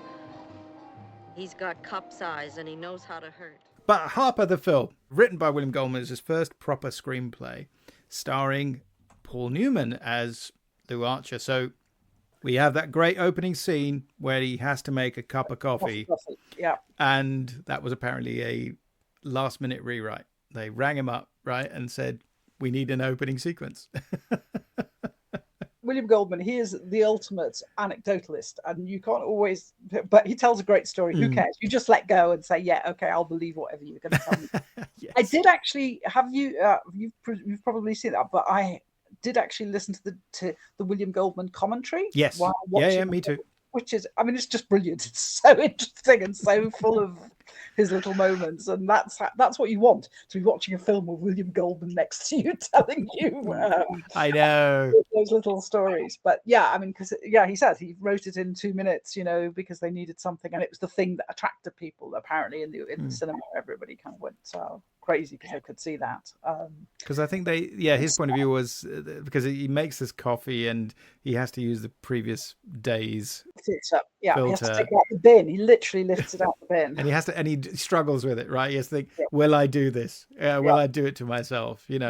And ultimately he does, and then he knocks back the coffee beat, and then he just goes, And I think the way Goldman describes it is this kind of like what was important is that everybody knew they were going to like him. That was the thing. It made him a relatable character, shall we say? And he also explains that they called him and said they needed something to introduce him, but he thought the story had to start where the film started. So he had to think of something else because you couldn't take it back further. You were starting at the right moment. And so according to him, it was just chance he came up with this because he had to think of some way to start the movie. And it is a great, because you always remember it, even if you don't remember other things from the movie. Great looking movie. It's beautifully shot by Conrad Hall, is one of the great cinematographers of the era. It's got this incredible cast. Yeah. And to me, I think of it as this kind of transitional film in the noir era, because it seems to me that it's got one foot in both camps. So we haven't quite slipped from traditional film noir to neo-noir, which is the more knowing counterpart. The knowing part comes from casting Lauren Bacall as the wife of the man of the rich millionaire who's gone. Well, can you be a poor millionaire? I guess you can these days. And nonetheless, the millionaire who's gone missing. And then you have this much sort of a younger cast of characters who like Pamela Tiffin, and Robert Wagner. But you've also got Shelley Winters and Julie Harris. Shelley Winters chewing the scenery. Yeah. She's great in it though. But that's what the role was. It was made for her, really. And you get all these fun bits of dialogue. There's that bit when he goes to the bar and he orders a beer and he says, "It's after 6 o'clock. We only serve imported." It's 2 after 6. We don't serve domestic after 6. Only imported. Terrific. Keep the change. There is no change. Keep it anyway. It's got lots of nice one-liners, which are more Goldman than Macdonald, I think. I think in the commentary, he certainly talks about the fact that his favourite Macdonald is The Chill. Yeah, he wanted to write that, didn't he? Well, he did eventually. He did try to do that as a second film, and it never happened. But his version of it is that in terms of making it into a film, it was much tougher because there's, like you were saying, there's less action. It's much more interior. And it's mostly about people sitting around talking. And that was going to be a problem because this is a big studio film and you're working within the confines of a kind of the traditional private eye genre, which hadn't had a big private eye movie for quite a while at that point. So the selling point was you've got, big stars, none bigger, of course, than Paul Newman. You're going to try and push it that way because you're not necessarily telling a story that's different from anything you've ever seen before, but you're updating it a bit. It's a little bit more violent. It's a bit more candid about one of the characters using drugs, for instance, or actually torturing one of the characters, which is pretty nasty with cigarettes, and things like that. It's all a bit unpleasant. And also, not to give it away, but of course we get an open ending almost. You don't know if Lew is going to turn in the villain of the piece or not. And to me, so it seems to me like it's got this, foot in both camps. I think my feeling is that neo-noir kind of starts in 1967 and this came out in 1966. So that's my story and I'm sticking to it. Partly because in 1967, a couple of important things happened. One of them was the release of the adaptation of Truman Capote's In Cold Blood, also shot by Conrad Hall, but in black and white, but which takes this very kind of avant-garde approach to telling the story.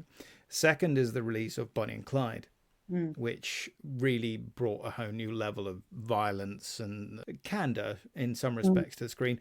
But also it was the year that the production code ended in America.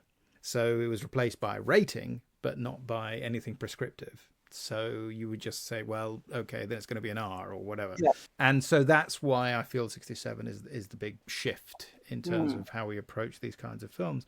I mean, what do you think of it? What do you think of Paul Newman as Harper?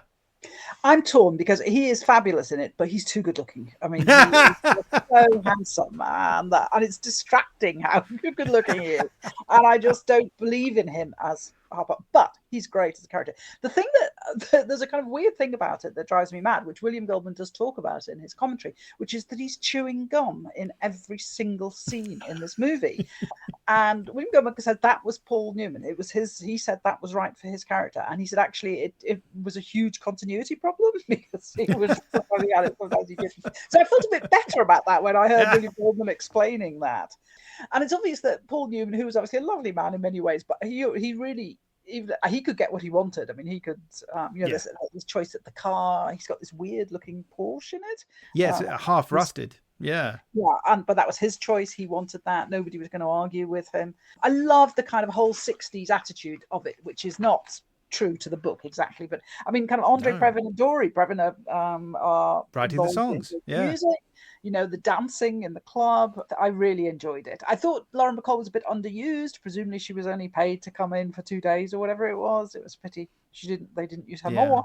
And Janet Leigh also, unexpected, Harper's wife turning up. That was a bit of a surprise. And she's in sort of 2-3 scenes. I mean, we see her on the phone quite often, so it's this kind of running gag. And in a way, I always thought that was actually quite smart because it slightly sucker punches you, and which is very Goldman, which is this sense that you get these semi-comedic scenes because they're supposed to be getting a divorce and Harper won't take the phone call and he tries to charm her on the phone or whatever, but she's not having it. And then when he's been beaten up and things have gone badly, he actually goes to see her and spends the night and sort of talks her into it. But then come the morning, he has to go back to work and he's not going to explain himself. And he's gone so fast. That's right. And she refers to him as just this endlessly lingering disease, which is sort of horrible. So, the marriage is over, which is consistent with the books. It is, in the first book, he's already divorced from Sue.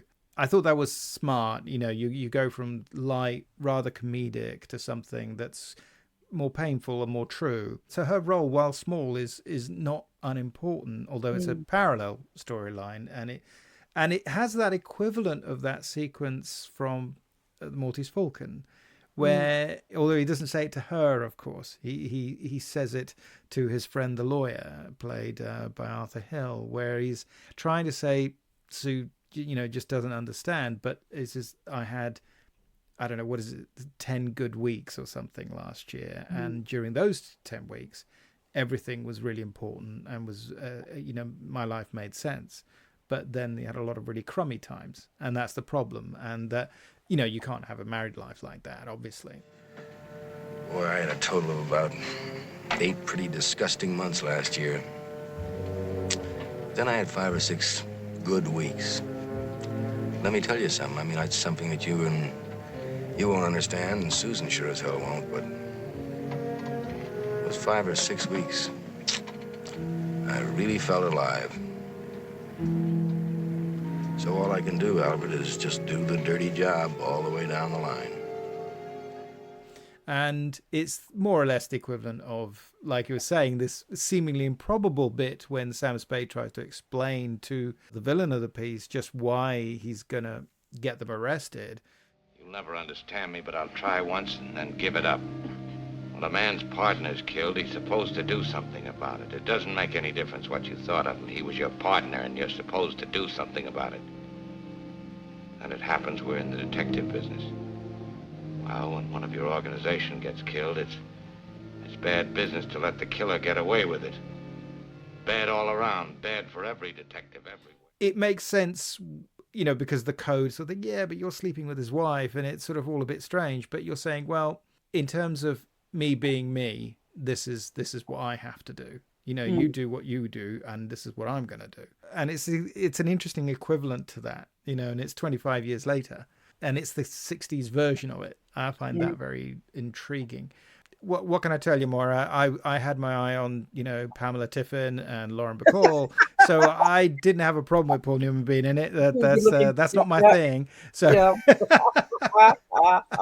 but I take your point. And I mean, actually, and Robert Wagner, of course, is just fantastic. Yes, yeah, no, it's a ace cast. It's really well done. And it looks fabulous. And I think that in the end, it considering that private eye movies it's hard to make them feel huge or anything. They're always quite constrained, aren't they? Ultimately, this one moves along. Like I say, loads of plot, lots going on. And it's his first produced screenplay, isn't it?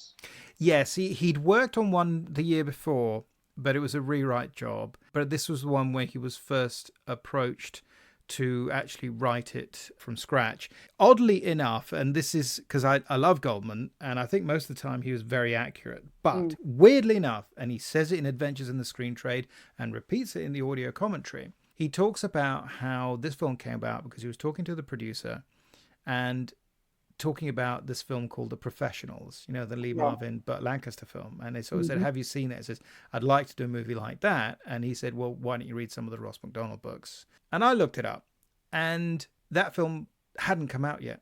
So either he's just simply got it mixed up with another film, which is easily done, or maybe they'd read the script, or maybe he meant the novel that it's based on, or something else. But in terms, and he, it's stuck in his head, but literally look at the production dates. And the fact is that they started shooting. It's the same DP. It's Conrad Hall. He filmed it after they made this film. So literally, there's just no way. He's the perfect anecdotalist, but you have to watch him because he smooths them out. He makes them better. He improves them a little bit, doesn't he? Now, you watch The Underground Man, which is a TV movie adaptation of his 1971 novel, which was originally thought of as a pilot for a series. It didn't get picked up. Eventually there was a Lew Archer series, but with a different lead actor, with Brian Keith, and it was a huge flop. It was one of those shows where they'd only made half a dozen episodes and they just cancelled it almost instantly, so that's all they ever made. But this was with a different actor. This was with Peter Graves. And two of the most famous actors who were in it are Peter Graves and Jack Klugman, both of whom had just finished long popular runs on shows made by Paramount. Klugman had just finished doing The Odd Couple, the sitcom, and Peter Graves had just finished doing Mission Impossible. And this is pretty much the first thing they did after that. I think they're both very good. The guy who did the adaptation is actually not particularly well known, but is actually a superior writer and director called Douglas Hayes, who often wrote as Matthew Howard. He directed a lot of the best episodes of the original Twilight Zone, for instance, but who also wrote a lot of his own scripts. And I don't know if you remember North and South, the TV series based on the John Jakes books. Yeah, but that was his thing. Oh, okay. He turned that into this huge popular success. So, Thing, anyway. But what did you think of this TV movie, which again has a number of name actors turning up for usually 1 or 2 scenes? Mm-hmm. I very much enjoyed it, but I thought it was an absolute piece of its time. If ever you saw anything that was 1974, it was that. Down to things like he had an 8-track cartridge in his car. Yes, which they make a big deal about, don't they? It's kind of like, ooh, this sexy thing he's going to put. Yeah, absolutely, yes. So I felt very much that it was Lost Boys and Golden Girls and the ecological issues and things, and that traveling the Odyssey, going through through these kind of slightly worrying situations. I'm fascinated by the fact that at the beginning, you'll correct me if I'm wrong on this, he's watching television and he's watching The File on Thelma Jordan. He is. Well done. Yeah. And I kept thinking, is this going to be significant that it's that, or was that just the one they had the rights for, or what was it? But it's a Paramount movie. Yeah. Okay, so they don't have to pay, so that was good. Yeah. It would be nice if it had some connection, if you thought, aha, if I knew the plot of File on Thelma Jordan, I could work out the plot of this one. I don't think that's true, is it? I can't make a connection. No. I could try, but you know what? People like me can congratulate themselves on, being able to work out what film it is. So exactly, because it's not on very long. So, no. I was pleased when I worked it out. Yeah, and we're very much saying, right, we're linking up with the noir films of old, aren't we? We're doing it very much in its time, which is, again, similar to The Moving Target, where, in a sense, that was using Lauren Bacall and Janet Leigh was really reflecting back, wasn't it? Yeah. And here they just used a clip of Barbara Stanwyck, but that's fine. That's fine. I mean, have anybody like Lauren Bacall doing it, did they? Yeah, I don't entirely think that turning him into a bit of a film buff, because they have him sort of doing lines from a movie at the end of the film. They kind of, can you do movie quotes? And I think he opens his fridge and it's got a photo of, is it W.C. Fields or something on it, or something like that. And as I thought, I don't buy Lew Archer as a film buff at all. No. But I think they're probably hoping they were going to make a series, so they needed a few quirks, and that could have been a continuing theme maybe during the. I didn't need to see him in shorts though. That was weird. I mean, I was going to ask you this from a fashion standpoint, Well, 1974 is definitely the lost generation, the lost era for clothes anyway. So they're all awful. I mean, and the other thing obviously is the dialogue, which the dialogue per se is fine, but it's so redolent of all this kind of cool man, all this kind of patois, and it's just, oh my God, surely it was out of date even by 1974. And the boyfriend is always the second suspect. Oh, that's beautiful. It's just beautiful. I mean, how fast you worked it out. Jean and I got together last night for the first time in 6 years, and it was such a groove, we drove up here this morning and knocked off her husband. You don't always have to pull the trigger. Oh, that's good. So we put out a contract, huh? But you figure out whether we went 50-50 or what? Getting edgy again. See, don't get edgy. I'm just a hiccup trying out the rustic approach on the smart operator from L.A., that's all. Presumably, making them all talk like that on the assumption that will encourage slightly younger viewers to watch this, even though this is clearly aimed at their parents. They're not going to watch it. They're not idiots. They know people in their 40s don't talk like that, Yes. I mean, it's an okay adaptation, I guess. But in actual fact, I had this weird sense that it makes me sort of think that, Goldman was right in terms of how hard it would be to adapt, let's say, The Chill by comparison. Because with Harper, I can follow the plot and the story goes from A to B to C. And it does work. It's complicated. There are lots of subsidiary crimes and characters and things going on, but you work your way through it and it's okay. Oddly enough, this one, trying to keep track of exactly who's doing what to whom and who is whom proved quite difficult. And weirdly, I've thought, you always think in a movie it might be easier because, you can put names to faces and the visual orientation can somehow help. But in actual fact, I think, no, this kind of works a lot better in the book, partly, I suppose, because I could turn the pages back a bit. I mean, obviously we could rewind, but, it's just not the same. I was really sort of struggling at the certain points to find who is who. And, and also, like you say, you do get these scenes with, it's like Vera Miles turns up. And again, she's sort of done in a kind of femme fatale 40s style. She's there in the pier in the fog, and she's got 2 whole scenes to her name, and that's sort of it. Celeste Holm, who isn't brilliantly cast as the matriarch, she's primarily a comedy actress, but she turns up and she's a bit stilted, I think. I mean, not her particularly, it's kind of the dialogue, but okay. And yet, actually, weirdly, the one person who I expected to have a problem with was the leading man. And actually, I thought he was all right. Weirdly, I thought Peter Graves was okay. Yeah, I would go with that. Yeah, and presumably you didn't find him quite as easy on the eye as Paul Newman, so he wasn't a distraction. Sorry. Yeah, that's not that. Yeah, no, I wasn't thinking he's far too good looking to be Harper. I really wasn't thinking that. But now, tell me, didn't you have a theory that it should have been David Janssen should have played?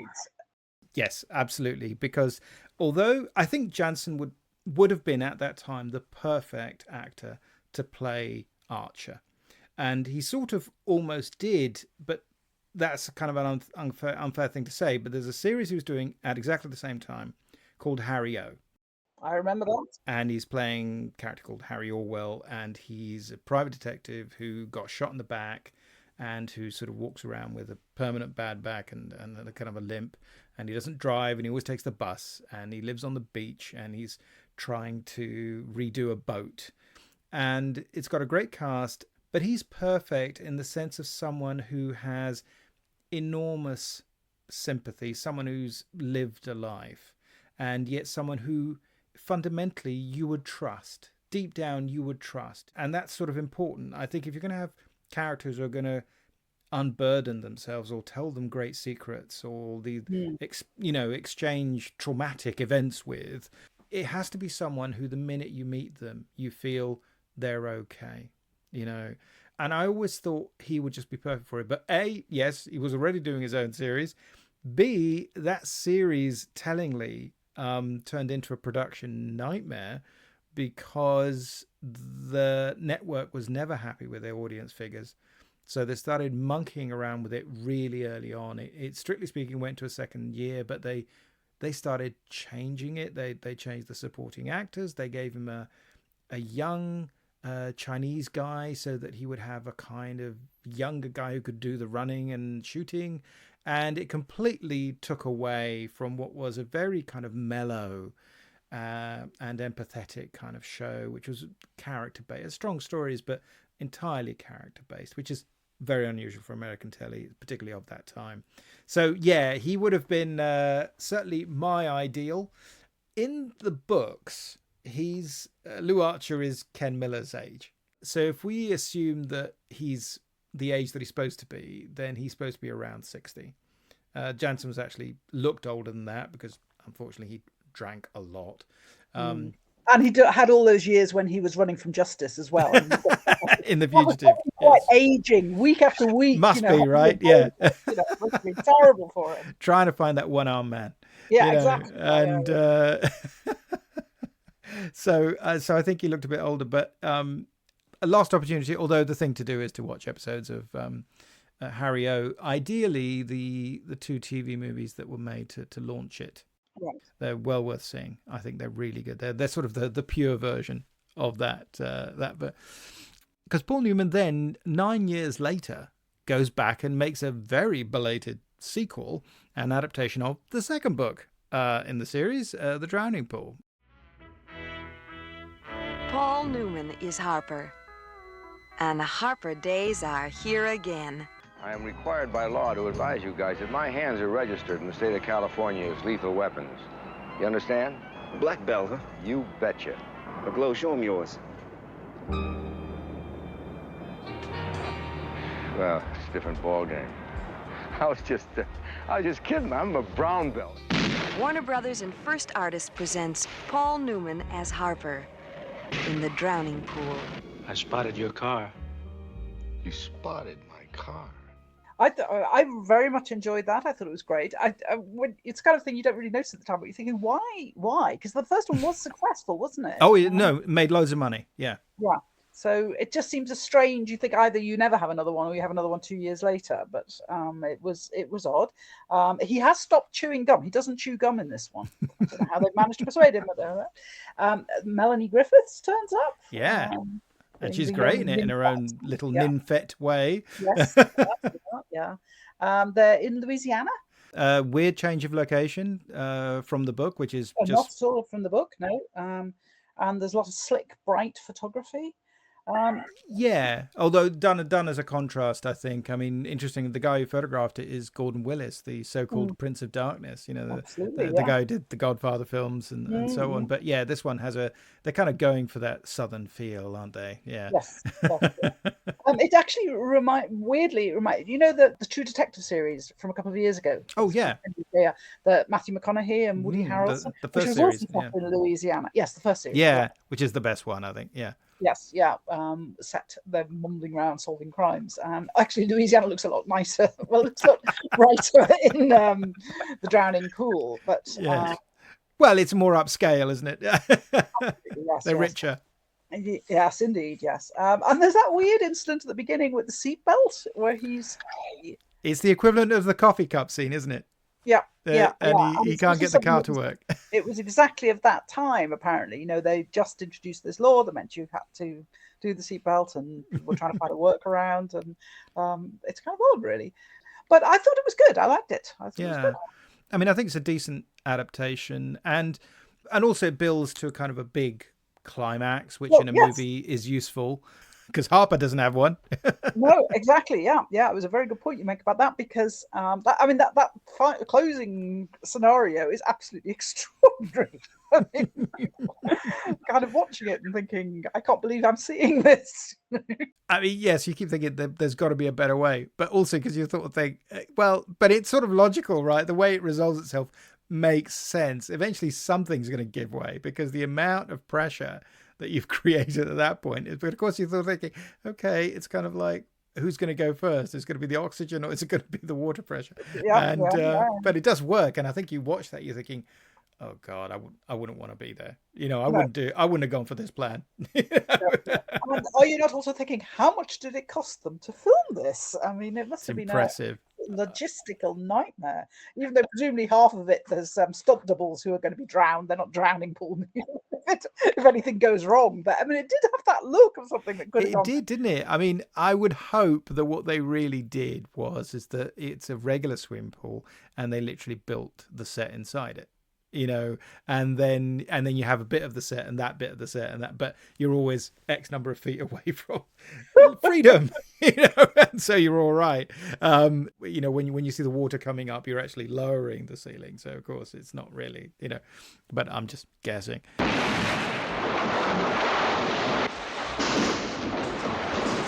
Paul Newman is just a guy trying to keep his head above water, and now he's in the drowning pool.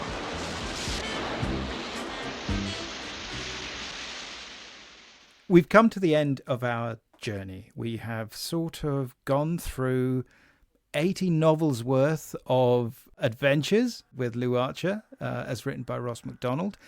If we had to pick, we didn't really get to talk about Margaret Millar in the end.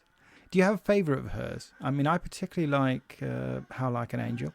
I mean, I think her best books are probably from the 50s and early 60s. I think so, yes. Yeah. I think there's a sort of a bit of a tail off as they got later. Yeah, and there is a big gap as well. Stranger in My Grave. I think that's the other one. And of course, Stranger in My Grave almost feels like, because it's a private eye, isn't it? And I think that I always wonder, it almost feels like a little bit of, wonder if a little bit of Archer had managed to make from one writing room to the other. But it's completely distinctive and totally its own thing. That might even be my favourite, in fact. That or How Like an Angel, I think, which are the two from the early 60s, I think. And they're the ones that I think are just superbly done, so well. And again, they both also have great sort of twists and reversals right at the end and the last few words, which are sort of wonderful. I do think when I think about Macdonald, I will say I've now come to the conclusion that I think The Blue Hammer is the best title he ever came up with. Okay. It's only semi-justified, but literally it's a reference to arterial blood. And I think that's, and if you miss that sentence, you have no idea why that book is called that. Fair enough, yeah. But it's a great idea. I sort of love that, this idea of life essence. So I think that's marvellous. But thank you so much for joining me on this odyssey. Yeah. Will you be ever reading any more Ross Macdonald, or you kind of done Absolutely. it all now? No. And I can see I'll read some of them again. And I just think he is one of the greats. He really is the greats. And that string that comes after the Galton Case, I mean, wow, what a collection of books that is. It is fantastic.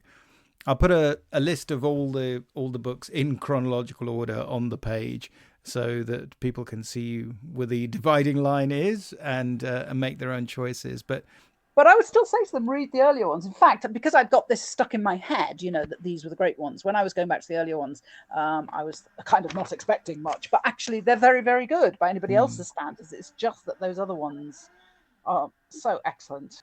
The Ivory Grin, actually, one of the early ones, too. I really like that one. Yeah. There's one thing I'll add to you, which is that I always liked when I was reading a book to pick out a sentence or two that I felt could be in any of his books, which would be things like, halfway down the stairs, I told myself that I was descending into trouble. A pretty young woman with a likable boy and a wandering husband. A hot wind was blowing in my face.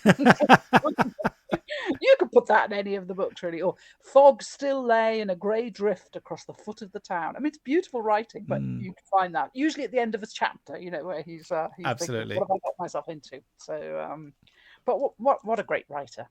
Fabulous. That's the thing. I mean, we've barely touched on the prose, and so it's great that you brought that up, because I think that's so important and just a distinctive part of his writing. I mean, we were talking about who would be the successors, who got, and we picked on Sue Grafton, and because the other writer at the time in the 70s, before she really came on the scene, people like Robert B. Parker would often get mentioned. And the thing about Parker, and I enjoy his books, but the prose style wasn't particularly noticeable in any of his books. I think he was great great on dialogue, great on descriptions of food, and things like that. But no bad thing. But in terms of plotting or in terms of prose style, I don't think he was in the same category. And I say that as someone who enjoys his books. So I think when you get somebody like Sue Grafton, I don't know how you feel about people like, difficult writers like James Crumley or people like that who are just very hard to read. I'm even neutral on that. Don't really object to. I'm just trying to think. I did make a little list of who I thought were other ones. I mean, obviously, Frederick Brown is someone I read. Daniel Woodrell. Yeah. Yes, great writer. Lawrence Block, not quite so much noir, but I really enjoy his books. Lou Bernay, a modern writer. I've not read him at all. I've read 2-3 books by him, and one of them I thought was exceptional, and the others were kind of okay, but they're continuing in that line. So and he's got a new one out, which I was thinking I must read. So there are good writers coming through, and then there's William Hjortsberg and Falling Angel. I don't know what date that is, but that's an extraordinary book. It is. I've read it, and I've seen the film, of course, which is Angel Heart. Yes, to me, it feels like a kind of Cornell Woolrich type story. If it fully embraced the outre elements, shall we say, of the supernatural. That's one of those books that I think has a killer plot. I'm not necessarily convinced it's particularly well written. I think I've read about 3 books by him, and I came to the conclusion that I tended to like the stories, but was not overwhelmed by the prose style. By the writing style. Okay, all right, you're allowed to say that. That's okay. Incidentally, talking about Frederick Brown, have you ever read that short story of his called "Don't Look Behind You"? That is the most terrifying thing I have ever read. It's the only story I would say that genuinely frightened me, that I I had a secondhand copy of it. I mean, if anyone who's read it knows why it's a frightening. I had a secondhand copy of it that someone had given me a book with the selection in it, and I think I was in someone else's house or something, and I was terrified. Oh, perfect. Even though I knew it couldn't really be what it seems to be, and I would say there are not many things you read things and you get a frisson, or but that story is the best short story I've ever read from that point of view. It's so clever and so terrifying. On that note, Moira, thank you so much for joining me on the podcast. My pleasure. And, watch your back, mate. Take care.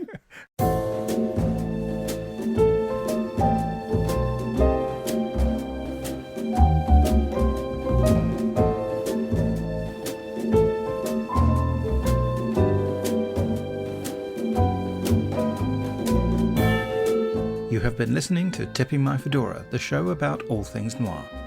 It is produced for Castiglione Publishing by me, Sergio Angelini, and our theme tune is by Petar Milinkovic, whose work is available through Tailkeeper Music. All audio clips are the copyright of their respective owners, and used under fair dealing and fair use exceptions solely for the purposes of criticism and review. Please subscribe to Tipping My Fedora wherever you get your podcast fix. And it would be great if you could leave ratings and reviews about the show at Apple Podcasts. Be seeing you.